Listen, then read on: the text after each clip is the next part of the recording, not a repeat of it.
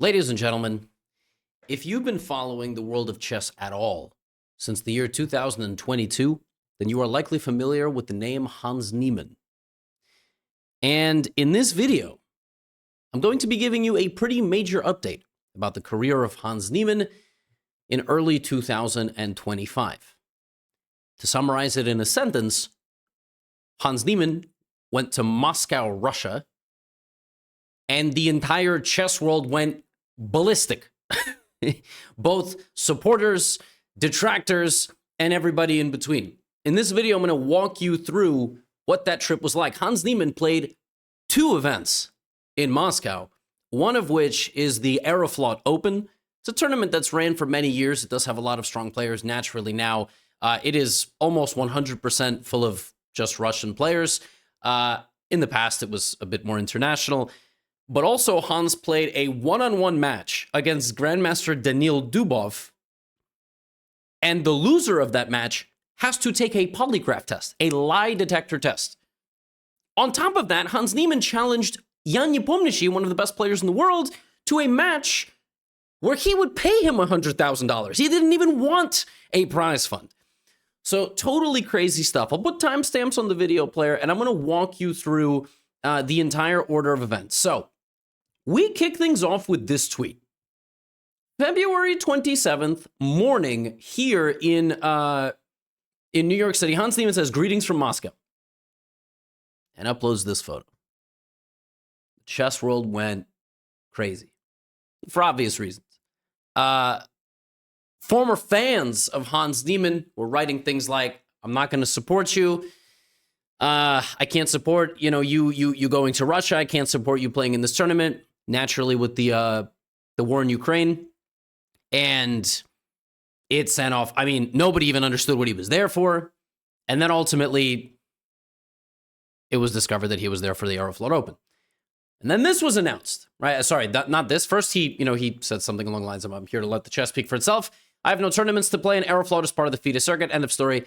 And then he announced the match against Daniil Dubov, this epic photo where the two of them look like they are trying to, mog each other, as the kids say. And this was announced back-to-back, as you see, February 28th, as well as on the 27th.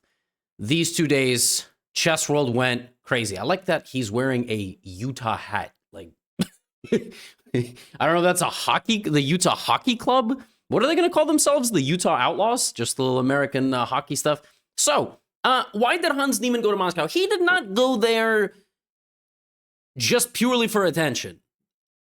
I mean, maybe that was a small part of it. Hans Niemann has talked about on his stream, in posts, he doesn't get invited to tournaments anymore. On top of that, when he gets invited to tournaments, he gets uninvited, which is way worse. It's ridiculous that that's even happening. Now, why does this happen? In case you don't know top-level chess, which most of you don't, let's be honest, top-level chess is terrible at marketing itself. There's no organized tournament structure. Most chess tournaments are invitational, meaning if I'm an organizer, I got some money, I want to invite 10 people. Top players, big names, world champions, and people that I like. And Hans Niemann has been invited to multiple tournaments across the world. I think he was invited to a tournament in Azerbaijan, in India, and he has claimed that players in the tournament speak to each other and the organizer and get him uninvited. They don't want to play in the same tournament as him. I don't know if it's because they don't like him. I don't know if it's because they don't trust him. And that's kind of how the chess world works. A lot of behind-the-scenes talk. So the only place that will welcome him is Moscow, Russia. That was Hans Niemann's argument. That's pretty wild in 2025. That is a pretty wild thing. Now, in this video, I'm going to show you how he did. He actually had a really good tournament. That's not even the end of the drama. And then the match against Dubov was crazy. It was an absolutely ridiculous match. The loser of the match has to answer one question under a polygraph test. Can I just quickly say, why on earth is it just one question? Why couldn't it have been like 10? Like, the loser has to answer one question. Also, polygraphs are like hardly even reliable, I'm pretty sure. And like just one question, I would have liked the stakes to be higher, but who am I to talk? I would have liked it to be a little bit higher stakes. But okay, first things first, we're going to kick things off in the Aeroflot Open. He played against Denis Lazovic, a very strong young man who himself is from Belarus, and he's been around a little bit. And then Hans had a crazy funny game against Jan Nepomniachtchi, which led to a call out of Jan in a moment. So first I'm going to show you this game. This was a game against Lazovic. Lazovic played the Sicilian defense, and then Lazovic played a move that I've never seen in my life. So we have a Rossolimo Sicilian. All of this has been played before. Black plays e6 and knight e7. This is actually the line I play with Black. Not as well as Lazovic. Rook e1, and now Black has several moves. Generally, you attack the bishop, and White will either take or put it back on f1. That's by far the main line. Black also can play knight d4 and knight g6. I've seen all of these moves. Dennis Lazovic plays b6. I have never seen this move in my life. Literally, I have never seen this move. And now I'm going to seriously consider playing it. Now, it's been played by some strong players, such as Gukesh and Magnus Carlsen, just to name, two. So, obviously it's a completely reputable move. Hans plays c3, trying to take the center. We have a6, bishop goes back, and basically we just get this position where Lazovic kind of closes up the center and has equalized. Hans plays e5 and g3. Both of these moves support the play on this diagonal. Also, you kind of restrict Black. You make Black play around your pawn and take away some space. Lazovic trades, puts his knight in the center, and begins expanding on the queen side like this. Lazovic, by the way, for a long time, in case you don't know, Lazovic has played a lot of Blitz and Rapid online. He was accused of cheating by, I believe, but not limited to, Kramnik and other top players. And he has proven, every time he plays in tournaments, he does quite well. All right, he gains rating every single time. He just hasn't had as many opportunities to play. So he's another one of these young guys that's very, very strong. And this is a very intriguing matchup. So we have both sides castling. And effectively, the question is, will White try to use this space advantage to create some sort of an attack? And will Black be able to create enough counterplay down the center? Otherwise, White will just win purely on, space advantage and attack. Hans here kind of waits, and there's h4. And like I already said, this is a major question. So queen c7, d4, pawn takes, and rook d5. And I think here Lazovic might have, and even I think earlier, it might have been effective for him to start to shred open this position, because the faster that his pieces create kind of chaos, it's going to be, it's going to make his life easier against the counterplay. But suddenly came knight g5 and queen g4, and Hans just gave up the knight completely. He said, take it. It's a very common idea. It's one of these attacking motifs where you just give up a piece, but Black doesn't have a lot of pieces defending the king, and also Black has a huge lack of space, right? So here, White has enough time to play g6. In fact, the top computer move in this position is rook c1. All right? Rook c1 is crazy. That I don't even you play a move, you disallow Black from getting any counterplay. Hans, of course, g6 on the board, takes on f7, brings in the knight, and picks up the rook. And the position's slowly going to open up. He's going to be able to move his pawn forward, and this bishop is going to be the hero. I mean, believe it or not, blocked by 2. Trust me, the bishop is going to be a hero.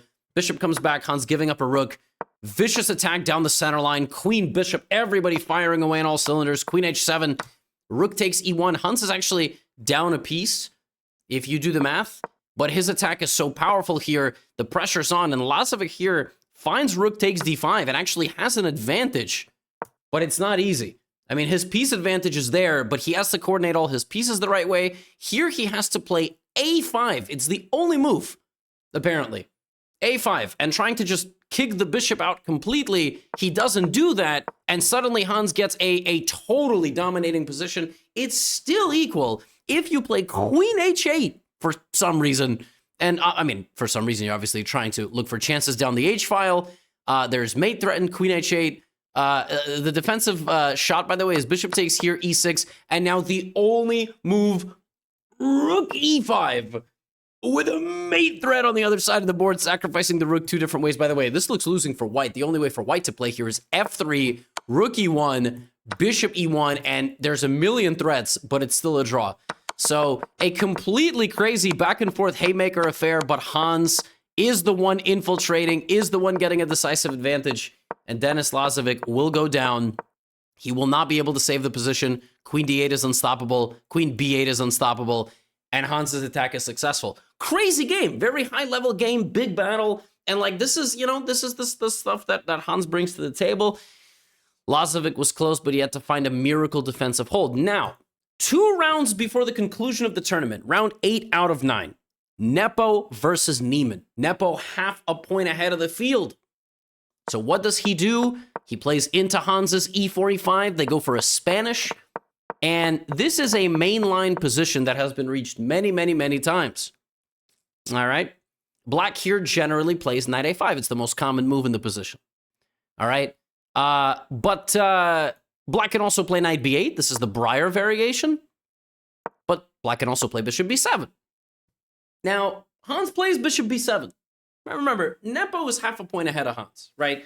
Nepo has also said things to say about Hans, and I don't think he likes him very much or trusts him either. Let's put it this way. And here, d4, rook e8. All of this has been played before. The overwhelming main line here is knight bd2. The game just continues. Knight bd2, white plays knight f1, knight g3. Я не помню. Repeats the position. And offers Hans a draw on move 13. Now, as always, we as the spectators have to wonder. You have 2 rounds to go in the tournament. This is one of them. Playing with white, you have half a point ahead. Why'd you force a draw in like 10 minutes? Why'd you do that? Playing Hans, you know, we know this rivalry. We know how the players deal with each other, talk to each other, etc. Don't talk to each other. You know, well, Hans then goes on the broadcast. Now, the real question is like, is Jan just trying to avoid playing Hans? Is Jan just making a draw because he's going to go on to win the tournament? And he's, you know, he doesn't really want to take any risk?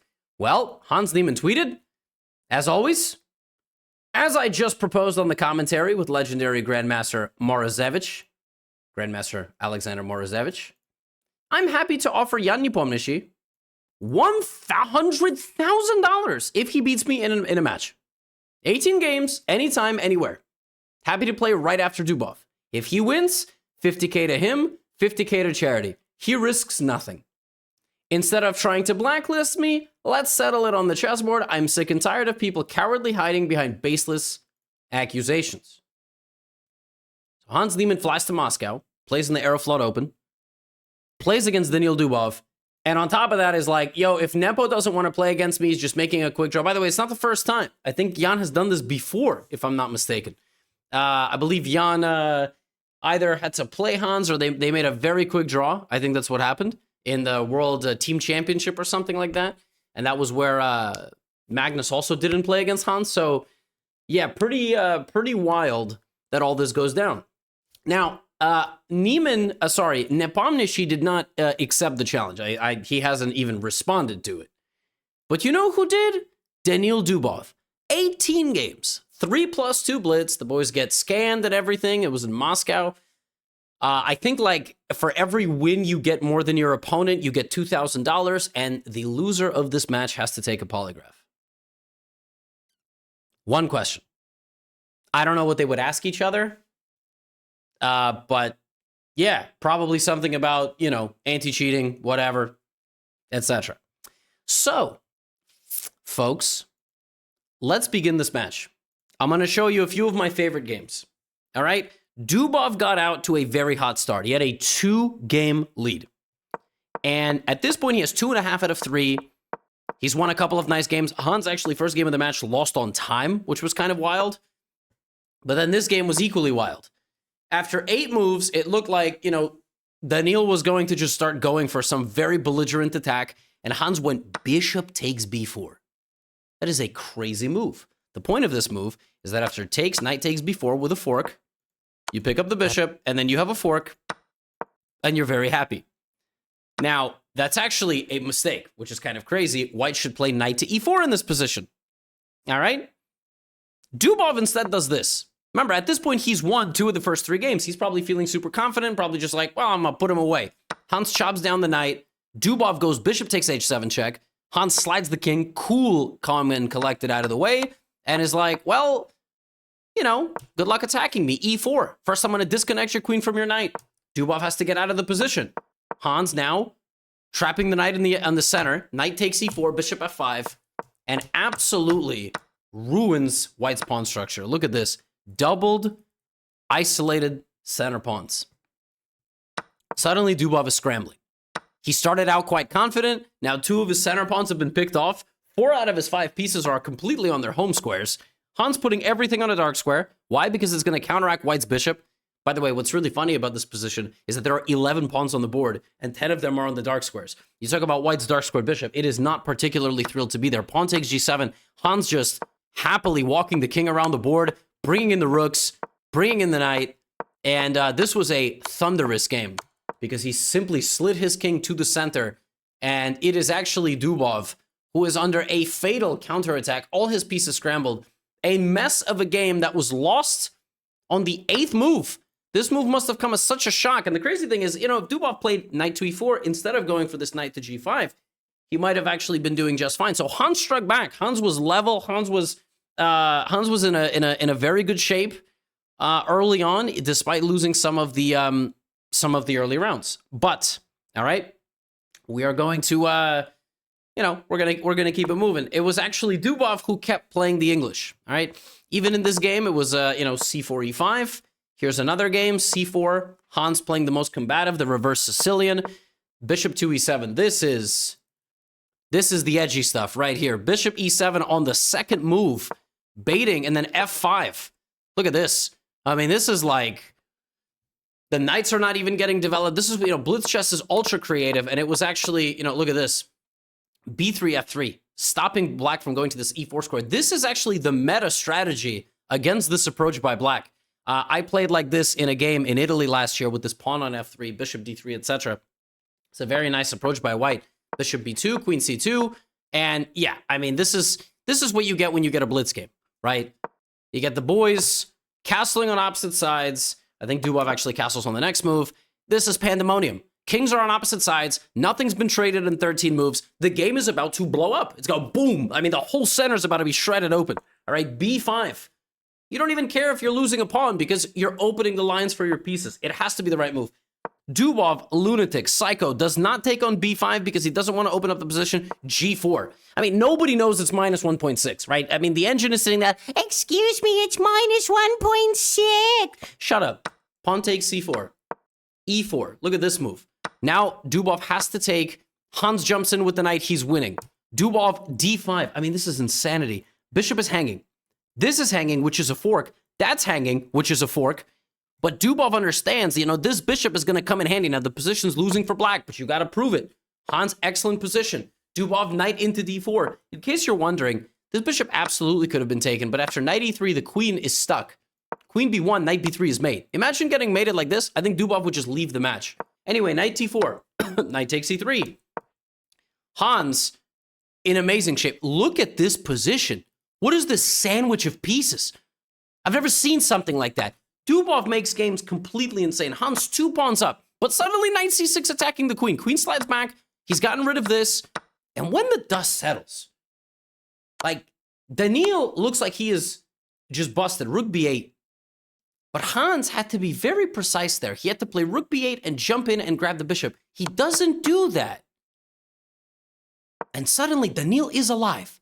And this bishop survived the entire apocalypse of the middle game. h5, and, still Hans is better.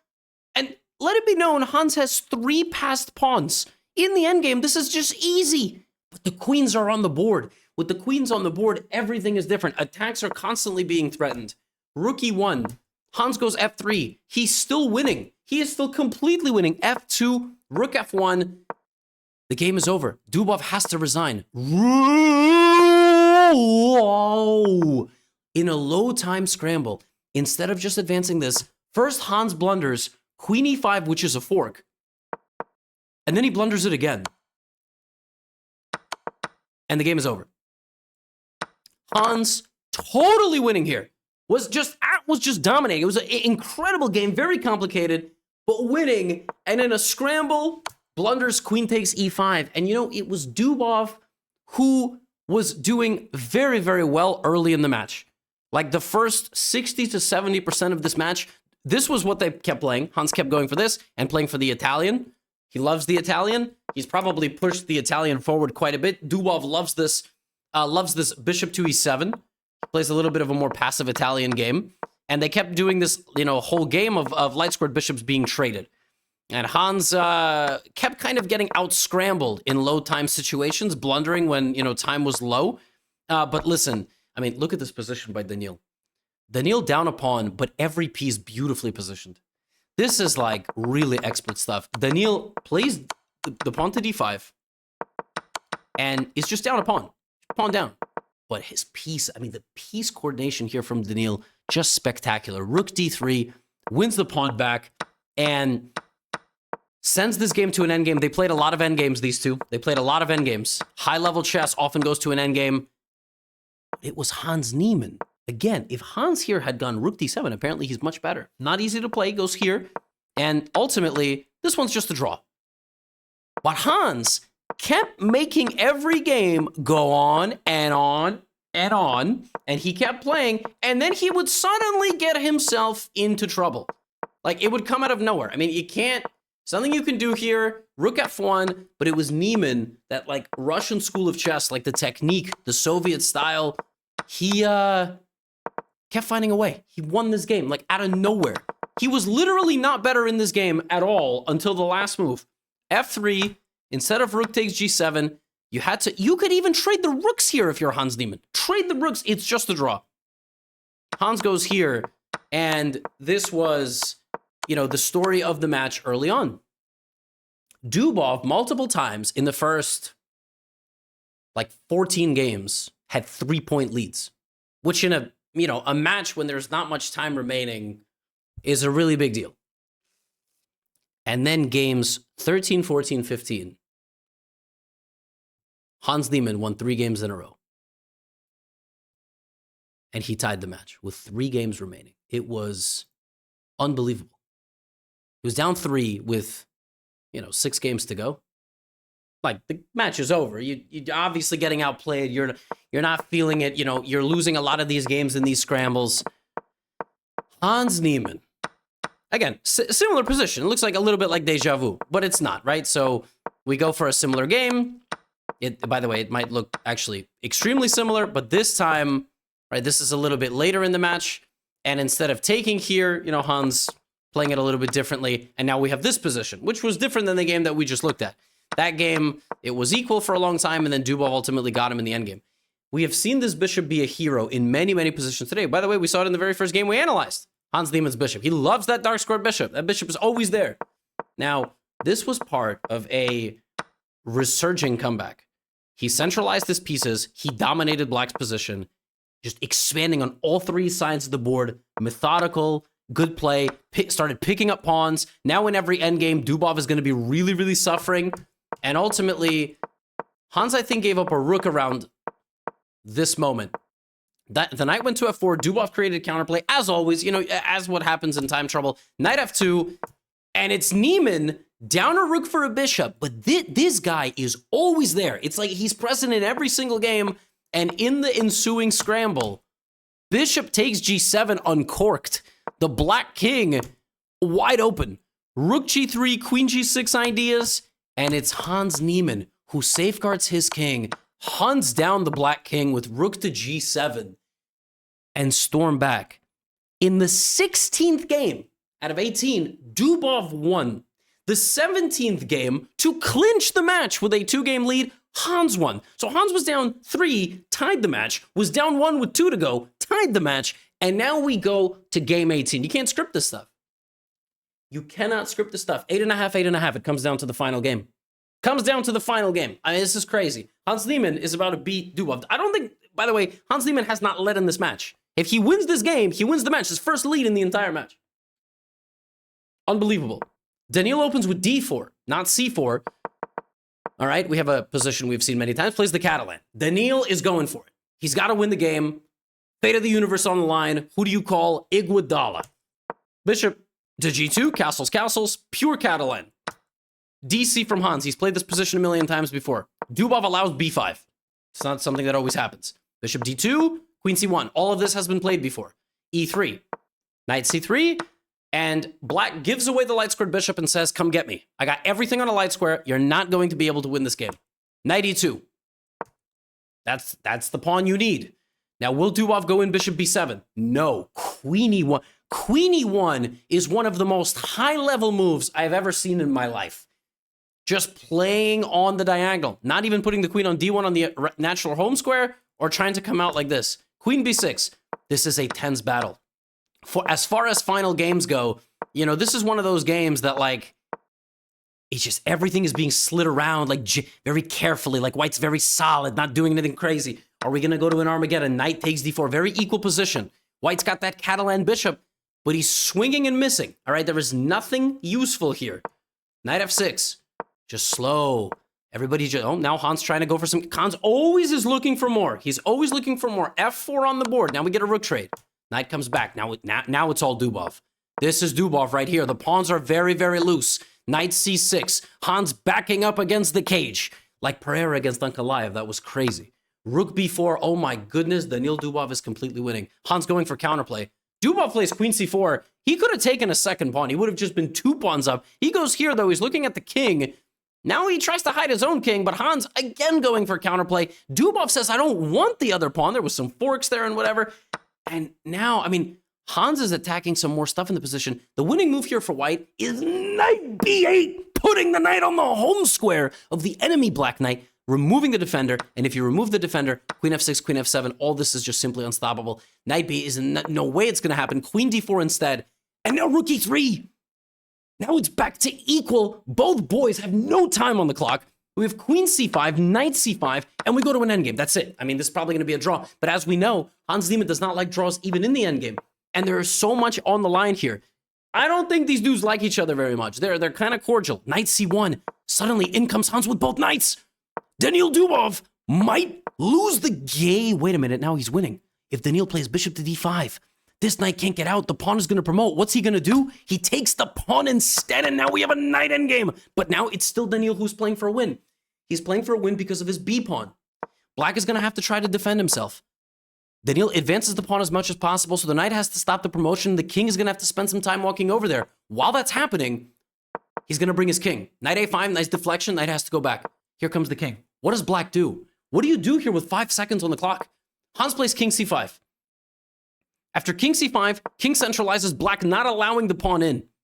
Knight b3 check, knight d4. Daniil is saying, go take my pawn, because now in comes my king. Hans has to get rid of these 2 pawns. Even if he sacrifices his knight for them, it's a draw. How is he going to do it? He goes here. And Daniil Dubov, with seconds on the clock, pulls a rabbit out of a hat.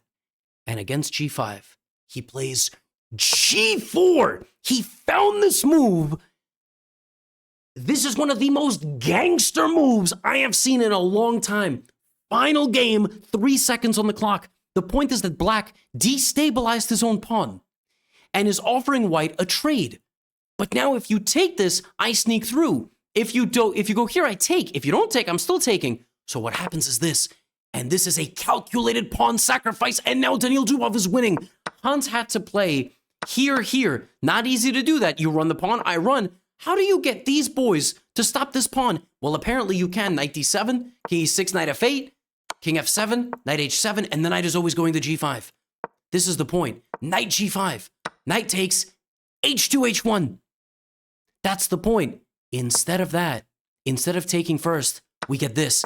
And now that knight is blocked by its own pawn. That is the difference. And Daniil Dubov, in 70 moves, wins the final game. And the crazy thing is, when this happened, there was no handshake. There was no handshake. As far as I saw in the clip, I'm not even sure they shook hands. All right, maybe I saw the wrong clip. Maybe I saw the wrong angle. It was a crazy final thing. Hans sat back. He couldn't believe it. And that was that. Whew, I hope I'm not spreading misinformation. I looked at it quickly. I was on an airplane. Maybe they did shake hands, but it was a dramatic final moment. Daniil Dubov wins the match 9.5, 8.5. Wild stuff. Hans Niemann just went to Moscow for like 2 weeks, and it set the chess world on fire. Absolutely on fire. I don't know if he's going to have more business there. I don't know if he's going to play Jan Nepomniachtchi. He gained some FIDE circuit points. He got second place in Aeroflot Open, finishing with 6.5. Jan Nepomniachtchi won the tournament with 7. What a wild time it is in the chess world. And I really wonder, what is Daniil Dubov going to ask Hans Niemann? And why is it only one question? Can't wait. That's all I have for you today. Get out of here.